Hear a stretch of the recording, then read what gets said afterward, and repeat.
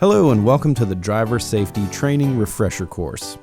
The objective of this course is to provide refresher training in understanding Tennessee state motor vehicle operation laws, including driver-operator responsibilities, operator licenses, speed limits, rules of the road, alcohol and the driver, safety, distracted driving, backing procedures, reporting wrecks, found damage, and vandalism. Individual responsibilities.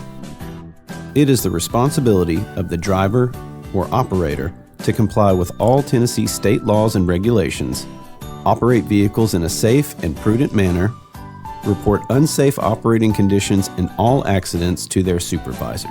You must have a valid Tennessee driver's license in order to legally operate a motor vehicle on the highways and roads of Tennessee. If your license has been suspended, revoked, or lost, you are not authorized to operate a personnel or state vehicle. The use of safety belts, child restraint safety belts, and child booster seats are required by Tennessee law. Local law enforcement offices can assist with properly mounting car seats and booster seats in vehicles. Law enforcement officers can stop and ticket drivers solely for disobeying safety belt and child restraint device laws. Safety belts are required for all occupants of any vehicle when the vehicle is in motion.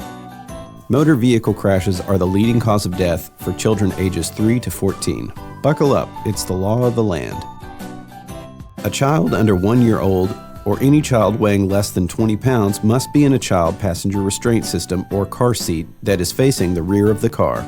Children who are 1 through 3 years old and who weigh more than 20 pounds must be in a child passenger restraint system that is facing forward. Children who are 4 through 8 years old and whose height is under 4 feet 9 inches must be in a belt-positioned booster seat system or child booster car seat and wearing a seat belt. Steering methods. These are the two generally accepted steering methods: push and pull and hand over hand. Push and pull. This is the recommended method. It slows down turning movements, making for a smoother and safer turn.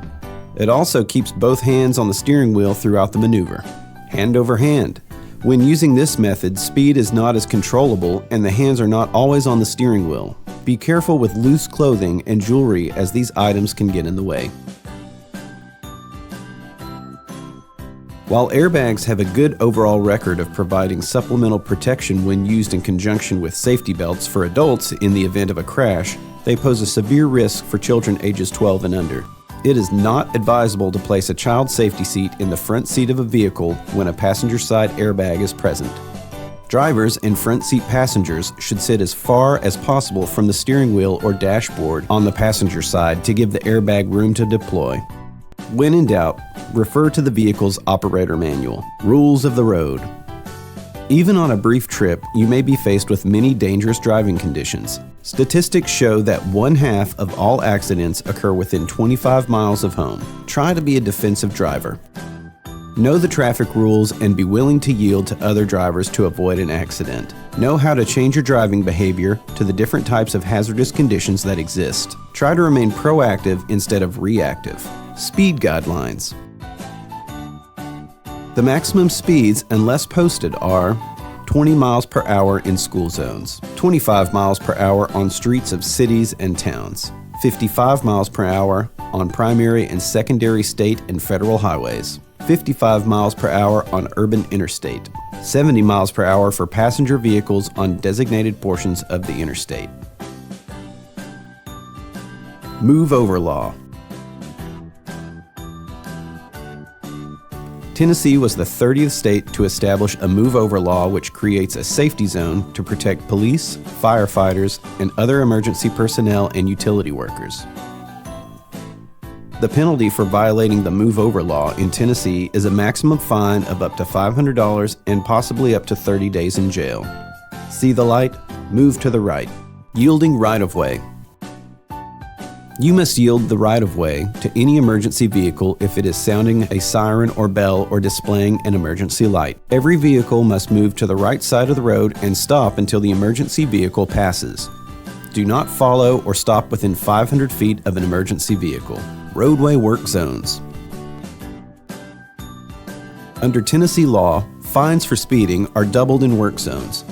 Persons who drive negligently in work zones or who remove, evade, or purposefully strike safety devices may be found guilty of endangerment of roadway workers, which is punishable as a gross misdemeanor and a license suspension of 60 days. Minimum fine of $250 with a maximum of $500 in active work zones. Pedestrian right-of-way.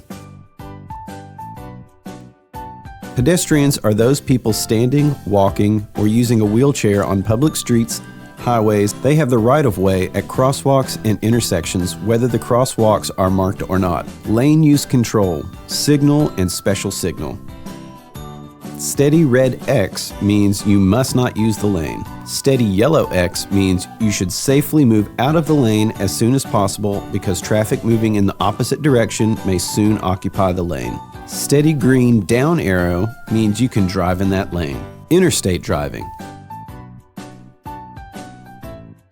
When entering a freeway, increase your speed, match that of the freeway traffic. This allows you to enter the traffic flow safely. You must yield to the vehicles on the freeway. Unnecessary stopping on freeway on-ramps causes many rear-end collisions and prevents an even flow of traffic. Passing vehicle. On a two-lane, two-way road, do not pass another vehicle when your view of oncoming traffic is blocked because you are near the top of a hill, you are within 100 feet of an intersection or railroad crossing, your view is blocked approaching within 100 feet of a bridge or tunnel, a no passing zone is indicated. Following another vehicle. Following another vehicle too close causes many accidents. Always allow enough room to safely stop in an emergency. The distance between vehicles should be increased as you increase speed. To judge the correct following distance, use the 3-second rule. This is the minimum following distance. The distance will increase depending on the road condition, road surface, and type of vehicle you are driving. Headlights. By law, your vehicle's lights must be turned on from a half hour after sunset until a half hour before sunrise and at any time you can't see clearly without them. Turn your headlights on when raining. It's the law. Driving in the rain. Drivers must change driving habits to adjust for poor driving conditions caused by weather. Rainy weather calls for greater stopping distance, driving with headlights on low beam, an early signal for all turns or lane changes, slowing down to prevent hydroplaning. Hydroplaning can occur when going as little as 35 miles per hour. And remember, avoid cruise control. School buses.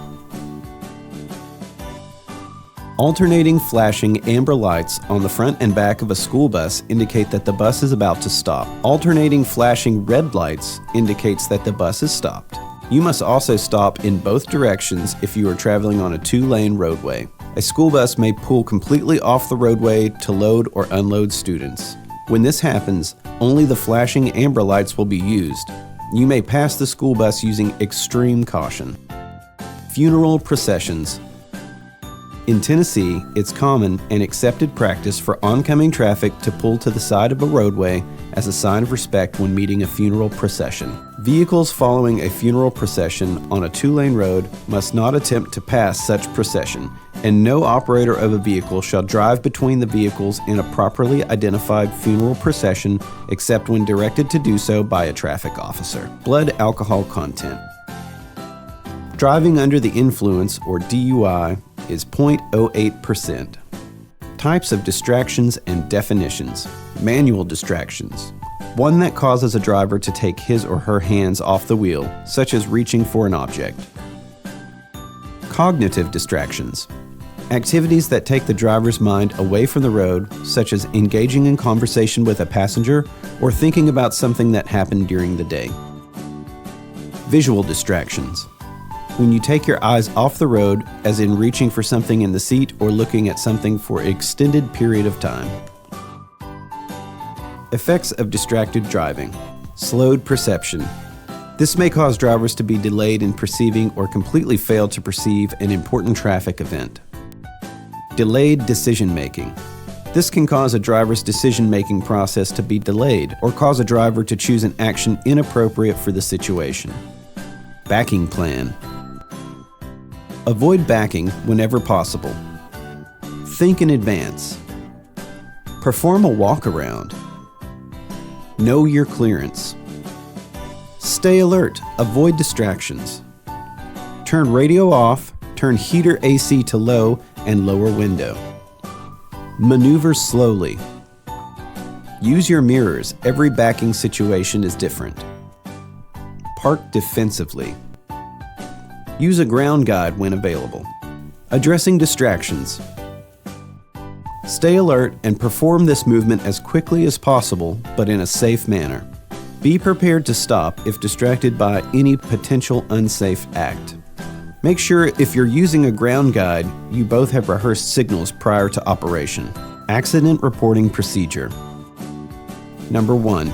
Notify appropriate law enforcement agency police department, either city, county, or Tennessee Highway Patrol.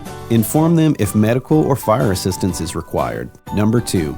Exchange pertinent information with all involved drivers. Record the time and location of accident. Record police officer name and badge number and report number if possible.